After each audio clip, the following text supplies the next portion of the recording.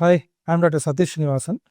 நம்ம இதுவரைக்கும் நிறைய வீடியோஸில் என்ன பண்ணியிருக்கோம்னா, ஃபீமேல்ஸ்க்கான கேன்சர்ஸ் பற்றி நிறைய ஃபோக்கஸ் பண்ணியிருக்கோம். பிரஸ்ட்டு, ஓவரி, சர்விக்ஸ் இந்த மாதிரிலாம் பேசியிருக்கோம். அது ஏன் சார் லேடிஸை மட்டும் இந்த கேன்சர் படுத்தி எடுக்குது, ஆம்பளைங்களுக்கு இது தொந்தரவே கொடுக்காதா, ஆம்பளைங்களுக்கு மட்டும் வரக்கூடிய கேன்சர் எதுவும் இருக்கா அப்படின்ற ஒரு கேள்வி உங்களுக்கு இருக்கலாம். அப்படி ஒரு கேன்சர் பற்றி தான் இன்றைக்கி நம்ம பேச போகிறோம். அதாவது ப்ராஸ்டேட் கேன்சர் அப்படின்ற ஒரு டியூமரை பற்றி நம்ம பேச போகிறோம்.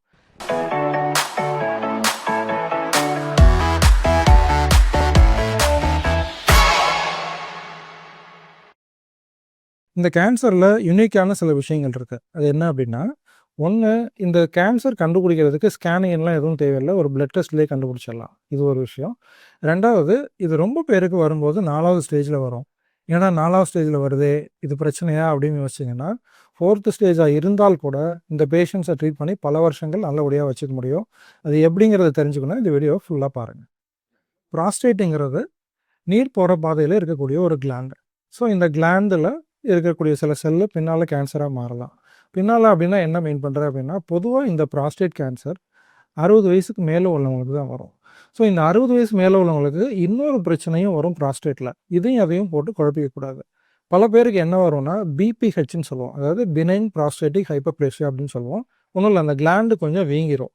வீங்கிருச்சுன்னா என்ன ஆகும், நீர் போகிற பாதையில் யூரின் போக ஆரம்பிக்கும் போது போய் இது பிளாக் பண்ணிக்கும். பிளாக் பண்ணோன்னே அவங்க வயசானவங்களுக்கு என்ன தொந்தரவு சொல்லுவாங்கன்னா, யூரின் போகும்போது எனக்கு அடைக்குது அப்படின்னு ஒரு தொந்தரவு சொல்லுவாங்க. இதை டேரெக்டாக உடனே அவங்க யூராலஜிஸ்ட்டை போய் பார்ப்பாங்க. யூராலஜிஸ்ட் அவங்க தேவையான ஸ்கேன் பண்ணி பார்த்தோம்னா இந்த பிபிஹெச் இருக்குது அப்படின்றத கண்டுபிடிப்பாங்க. இந்த பிபிஹெச் வேறு, ப்ராஸ்டேட் கேன்சர் வேறு. இதை ஃபஸ்ட்டு நீங்கள் தெளிவாக புரிஞ்சுக்கணும். ரெண்டுமே வயசானவங்களுக்கு தான் வரும். ஒன்று கேன்சரு, இன்னொன்று கேன்சர் கிடையாது. ஒன்றுத்துக்கு ட்ரீட்மெண்ட் ரொம்ப ஜாஸ்தி, இன்னொன்றுக்கு ட்ரீட்மெண்ட் வெறும் டேப்லெட்ஸ் தான். ஸோ இந்த பிபிஹெச் வந்தவங்களுக்கு லேசர் மூலமாக அவங்க ட்ரீட்மெண்ட் பண்ணி உடனடியாக சரி பண்ண முடியும். பயப்பட வேண்டிய அவசியமே கிடையாது. அதை பற்றி இந்த வீடியோவில் நம்ம கவலைப்பட போகிறதில்ல, நம்ம பேச போகிறதில்ல. நம்முடைய ஃபோக்கஸ் எல்லாம் எதுலன்னா ப்ராஸ்டேட்டில் வரக்கூடிய இன்னொரு பிரச்சனை, அதாவது ப்ராஸ்டேட் கேன்சர் பற்றி தான் நம்ம பேச போகிறோம். சரி டாக்டர், ப்ராஸ்டேட் கேன்சர் வந்தவங்களுக்கு என்ன மாதிரி தொந்தரவு இருக்கும் அப்படின்னு கேட்டிங்கன்னா, பேரடாக்சிக்கலி ப்ராஸ்டேட் கேன்சர் ஆரம்ப கட்டத்தில் எந்த தொந்தரவையும் உண்டு பண்ணாது. அது பாட்டுக்கு சைடில் வளர்ந்துக்கிட்டு இருக்கும். சைஸ் பெருசாக பெருசாக ரொம்ப பெரிய தொந்தரவுகள்லாம் எதுவும் கொடுக்காது.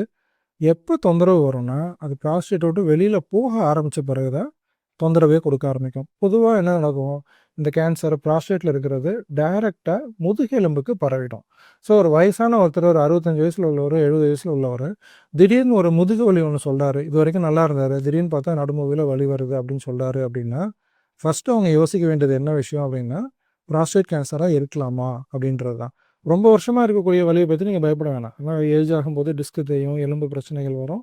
அதனால் வரக்கூடிய முதுகெலும்பு வலியை நீங்கள் கேன்சர்னு பயப்பட வேணாம். ஆனால் திடீர்னு வலி ஆரம்பித்து ஒரு 2 மாதத்துக்குள்ள உங்களுக்கு வலி ஜாஸ்தியாகுது அப்படின்ற பட்சத்தில் இது கேன்சர் ரிலேட்டடாக இருக்கலாம், ப்ராஸ்டேட் கேன்சராக இருக்கலாம்ன்றதை கட்டாயம் நீங்கள் யோசிச்சு தான் ஆகணும்.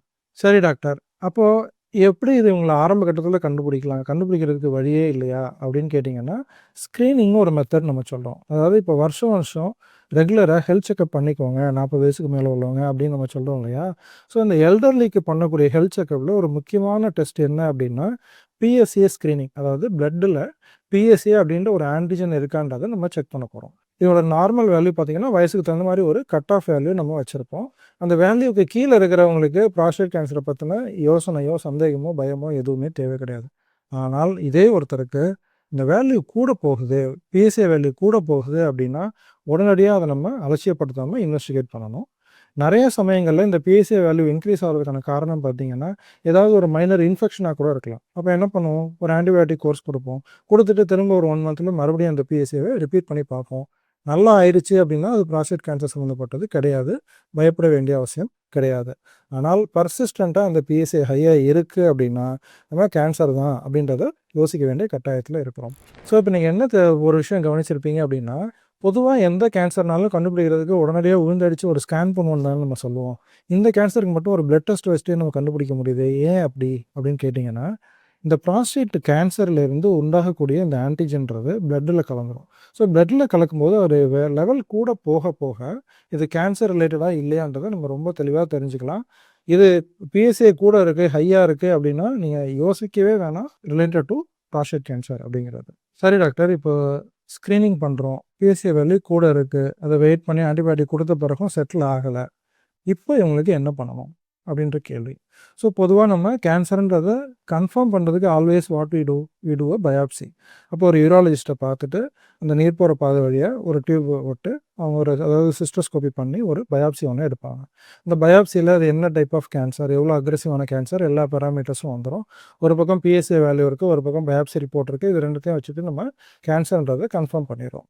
அதுக்கப்புறமா என்ன பண்ண போகிறோம் அப்படின்னா, பிஎஸ்ஏ வேல்யூவை பொறுத்து இந்த கேன்சர் அந்த இடத்துல மட்டும்தான் இருக்கா, மற்ற இடங்களுக்கு பரவி இருக்கா, இது என்னன்னு சொல்லுவோம், உங்களுக்கு ஞாபகம் இருக்கா? அதுக்கிட்டே நம்ம இந்த வார்த்தை யூஸ் பண்ணிகிட்டே இருப்போம், ஸ்டேஜிங்னு சொல்லுவோம். ஸோ ஸ்டேஜிங்கில் என்ன பண்ணுறோம், கேன்சர் எவ்வளோ தூரம் பரவி இருக்குன்றதை நம்ம தெரிஞ்சுக்க போகிறோம். இதுலேயுமே ப்ராஸ்டேட் கேன்சர் ஒரு விதத்தில் ஸ்பெஷல். என்ன அப்படின்னா, இப்போ மற்ற கேன்சருக்கெலாம் நம்ம ஒரு பெட் சிடி பண்ணுறோம் இல்லையா, அந்த பெட் சிடி வந்து எஃப்டிஜி பெட் சிடின்னு சொல்லுவோம். ஸோ காமனான ஒரு பெட் சிடி எல்லாத்துக்கும் பண்ணக்கூடியது. ப்ராஸ்டேட் கேன்சருக்கு ஒரு ஸ்பெஷலாக ஒரு பெட் சிடி இருக்குது, அதாவது பிஎஸ்எம்ஏ பெட் சிடின்னு சொல்லுவோம். இது என்ன பண்ணும் அப்படின்னா, எஃப்டிஜியை விட இது ரொம்ப ஸ்பெசிஃபிக். ஸோ ப்ராஸ்டேட் கேன்சர் ரிலேட்டடாக எங்கெங்கெல்லாம் இருக்கோ அதை மட்டும் கரெக்டாக பிக்கப் பண்ணும். இப்போ எஃப்டிஜியில் பார்த்தீங்கன்னா எங்கேயாவது ஒரு இன்ஃபெக்ஷன் இருந்தால் கூட அதை பிக்கப் பண்ணிகிட்டு இருக்கோம். பிஎஸ்எம்ஏல அந்த பிரச்சனை கிடையாது. So it is little more specific than FDG bed.